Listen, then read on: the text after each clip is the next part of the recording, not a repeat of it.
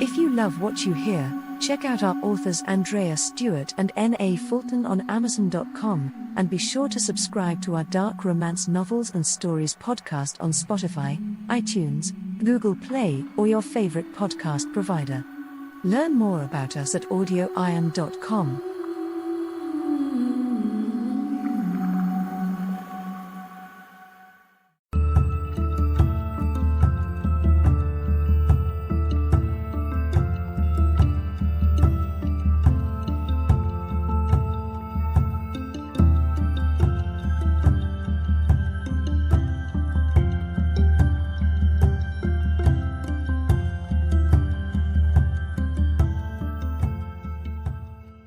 Acheron, the Demon King, by Andreya Stuart. Find more great stories at AudioIron.com. Chapter 2. Margaret called Mary 2 days after the meeting, tension evident in her voice. "I can't believe it. My book's been accepted. I'll be in print by the end of the year." "Congratulations," Mary said, pleased by the news. "Is it your book about Victorian dolls they've accepted? What will they do about all those photographs?" "They've made arrangements for me to work at the British Museum. I'll be setting off for London in a fortnight. There will be a professional photographer to help me, and all the dolls I could ask for." There was a catch in her voice. "I'll be paid more than a year's salary for a summer's work." "That's simply marvelous." There was a moment's silence as Mary wondered what to say next. Despite herself, her thoughts turned to the fires of Beltane. "I know it's crazy, but I wonder if it's because of our ritual," she said. "No," said Margaret sharply. "I'm not letting a stack of wood and some physics take credit for my hard work." "Oh right," said Mary, abashed. "Of course. I'll be missing the next few meetings since I'll be in London," Margaret said. "Of course, it's almost summer and it seems reasonable for us to take a break anyway." "I certainly think so," lied Mary. She enjoyed their gatherings and she had never intended to take a break. But she knew her friends didn't take the meetings as seriously as she did. After a few moments of stilted dialogue, the conversation was finally over and Mary returned the house phone to its hook. She did think something more than hard work had helped Margaret. The woman had struggled for more than a decade without any reward or encouragement at all. The odd little ceremony had given her that extra push she needed to get the attention she deserved. Jane stopped by a little more than a week later. In her hands she carried a bag from the chemist and her normally implacable face was flushed. Even her waist-length blonde hair seemed disturbed as it floated about her in the open doorway. "I'm going to have a baby," she said without preamble. A moment later she was crying, white bag dropping to the concrete of the porch as she reached for Mary. "They say I shouldn't be able to tell yet, but I can. I took one of those tests and then I went to the doctor. It's impossible." The words became garbled, and her tears wouldn't stop. "I'm so scared I don't want to tell anyone." "Oh Jane," Mary said, holding her tightly. Then her own tears started to fall. Her friend's infertility had become a shared burden, and now that she was pregnant Mary found herself thinking that sometimes miracles do happen. "The fires of Beltane," Jane whispered. "I knew that evening, I knew it would happen. We made love." Releasing Mary, Jane wrapped her arms across her chest defensively. "I'm so afraid I'll have to pay for this happiness, that somehow I've sold my soul to the devil for this chance." Dropping to her knees to pick up the pill bottles that had fallen from the small white bag, she brushed a hand across her face. "I couldn't bear to lose this baby. I'm only 2 weeks along, hardly pregnant at all, and yet I would do anything to keep it." Jane's character, made strong by so many years of patient acceptance, seemed to be disintegrating before Mary's eyes. "Let's be sensible. Biology has far more to do with you being pregnant than Beltane does," Mary said. Taking Jane by the shoulders, Mary said, "It was a game. Nothing more. Don't allow yourself to believe you have to pay a price for happiness you have earned." "But what if we do?" asked Jane, stepping back into the sunlight on the front porch. "Can't you see? We have been trying for so long. Maybe it was magic." "Stop this nonsense," said Mary, mustering a stern tone. "I heard Margaret got her book published and I saw Elizabeth holding hands at the cinema with a young man on Sunday," said Jane. "Don't you see? The fires of Beltane granted our wishes. We gave tokens." We've wished the same things for over a year. Sooner or later something had to give. Mary said, really wishing she thought that was true. Today, Jane's voice failed for a moment. I saw Lillian. She and Robert have purchased tickets to Rome. Turning to meet Mary's eyes, fear evident in every feature, she went on. I never saw two people more in love. You are overwrought. You are just going to have this baby and get on with your life. No one said anything about having to pay something more for these gifts. Despite her encouraging words, Mary was working hard to master her own surge of fear. David was leaving for Japan in just 2 days' time. A consulting contract had come up from out of the blue. It was a tremendous project for a company that had offices throughout Asia. We didn't ask questions, Jane said softly. Who knows what bargain we made? Don't be silly. If it makes you happy, I'll call Stuart in the next day or two and ask if there's anything we should worry about. In the meantime, you go home, take a nap, and stop worrying. If there is a price, I will pay it, Jane said as she wiped tears from her face. Don't tell him that I don't want the baby. I will sell my soul to the devil if that is the cost. Please stop saying such terrible things, said Mary. Please go call your husband and pretend to be a sane, happy, expectant mother if there is such a thing. Stepping forward, she took Jane into her arms and felt the tremors rack her thin body. I promise it will be all right, she said. Mary sent Jane home, wondering if she should be permitted to drive. Furious, frightened, she entered the house and left a message with Stuart's secretary. She learned he would be out of town until Friday, but would certainly return her call then. Forcing her mind to more practical matters, Mary started to pack David's bags. What did a man need for a month-long stay on the far side of the world? Your house is much easier to find in the daylight, Stuart offered from the doorway of her bright yellow barn. Reduced to silhouette by the late afternoon sun, he leaned against the door jamb as though he'd been there for hours. You were quite a hit, Mary said without looking up.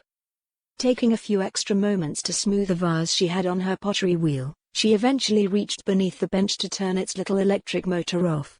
She dipped her hands in the brown water nearby, then dried them on a soft towel. She turned to face him.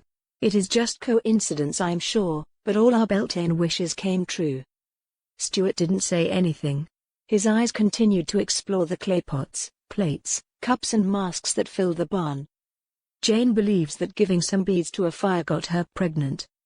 Stuart entered the barn, picked up an oversized coffee mug, slid his hands across the smooth green surface. She thinks she's sold her soul to the devil, or that you'll be coming by to demand the little finger of her right hand in payment. You make pretty pots, Stuart said as he placed the cup back on the table and took up a soup tureen. It's quite novel to see them whole and new. I usually find them in pieces, you know. He paused, fingering the rounded edge of the tureen. Then he said, tell Jane it's all paid for. His eyes lifted to the masks that hung on hooks from the walls. Devils, angels, sons, kings, all stared back at him. He lifted one of the larger masks off the wall and studied it. That one has a story, she said. She was pleased that he had picked it out from among all the others. Still holding it, he turned to look at her. Really? I'm an orphan. I was raised by nuns. I guess I must have been lonely because I made up a friend. She stopped, remembering the hours she had spent wandering the grounds of the church and cloister. He used to visit me. We would talk and he would show me things. I thought he was an angel because he had big wings. An angel? Said Stuart, staring at the mask. It was inhumanly handsome but for the fangs in its mouth and the horns on its head. It was all rather charming, apparently, until I learned how to draw. I showed the Mother Superior pictures of my friend and he turned out to be a demon, she laughed. I tried to explain he was an orphan angel the way I was an orphan girl. Do you still see him? Asked Stuart with real interest. She shook her head. How odd that such a long ago event could still make her very sad. They told me to make him go away. I remember he said he would miss me very much. Why do you make masks? He asked as he returned her work to the wall. I don't know. I've always made them. It's what I do that people seem to like most, said Mary. I'm sure they are very popular, said Stuart. They remind me of other faces I've seen. Really? Mary asked. She was startled and somewhat disappointed. She had thought her masks were unique. She tried to give each one a complete personality within the context of a fixed expression. She had kings that wept, lions that laughed, suns that smiled, and moons that howled. "Perhaps, one day, I can show them to you," he said. "I'd like to know more about your brand of witchcraft," Mary said. "Is there a way you can make that happen?" "Maybe," said Stuart as he turned toward her. "Why would you want that?" "Why not?" Mary countered, feeling a little defensive. She untied her clay-spattered apron and tossed it on the stool by the potting wheel. "That's not a very interesting answer," Stuart replied. "Why does anyone want to know magic?" Mary asked. "Who doesn't want to make wishes come true?" Trying to hide her discomfort at expressing herself so candidly, Mary led the way out of the barn. She walked through the uncut grass to the back door and entered the kitchen. Holding the door open behind her, she waited for Stuart to enter. As he brushed past her, there was a moment of intense physical awareness. He was taller than David, broader and more athletic. Once Stuart was inside, Mary let the kitchen door bang shut, then she turned to the stove and began boiling water for tea. "What did you wish for?" Stuart asked, seating himself on the far side of the kitchen table. "Ah yes. Success for David." "My fiancé," Mary supplied, wondering when she had told Stuart his name. "Not much of a wish for you," Stuart said. "I don't need anything that I don't already have," lied Mary. "That's interesting," said Stuart. "Most people want something, even if it's the impossible. Infinite wealth, eternal life, someone brought back from the dead." Mary shook her head. "No, I don't want any of those things," she said. She stared at the steel teapot on the burner, doggedly waiting for it to sing. "So, at 24, how are you so complete?"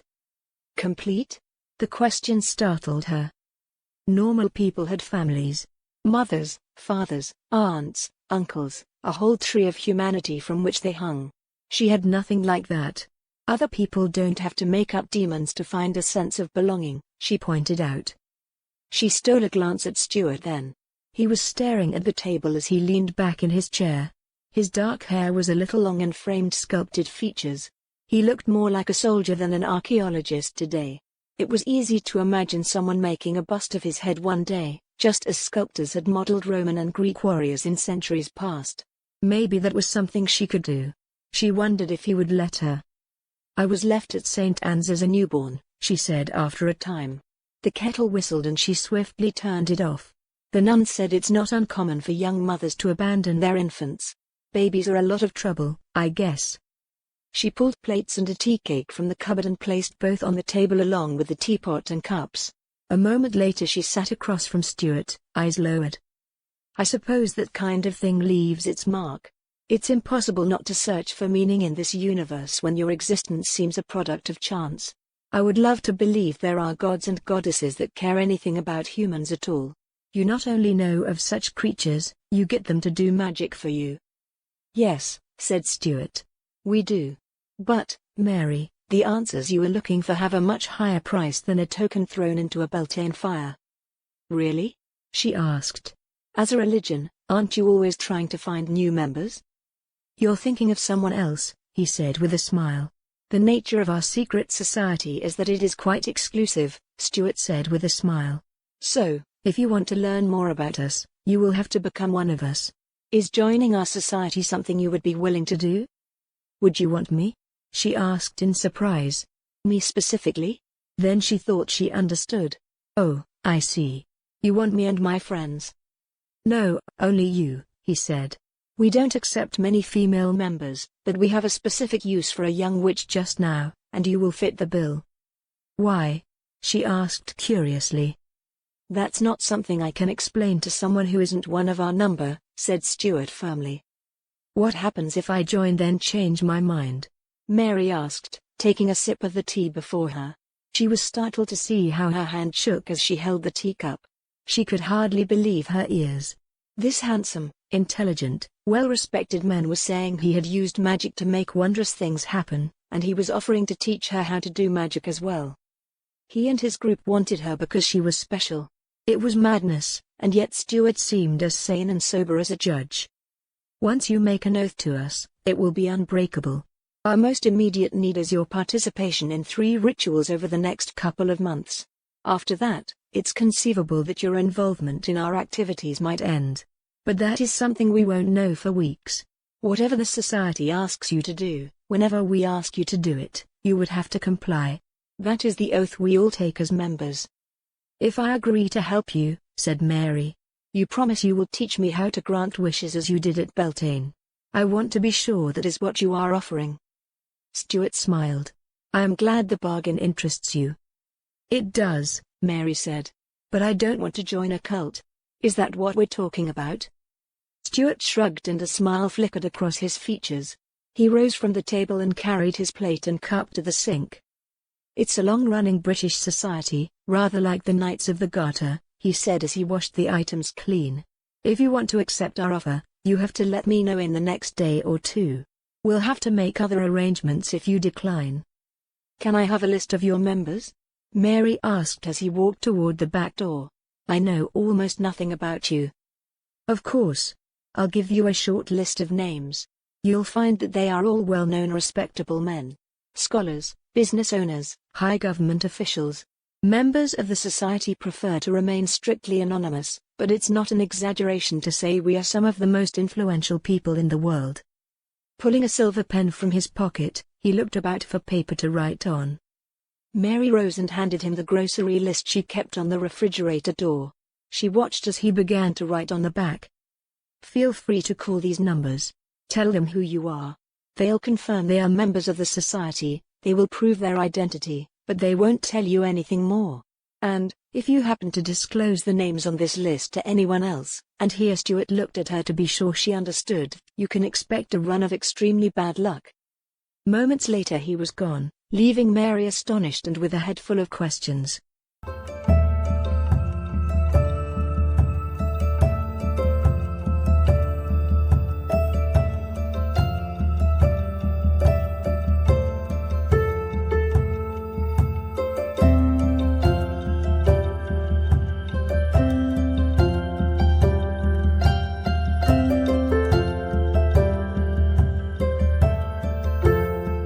Voice recording and story copyright 2020 by Nancy Fulton.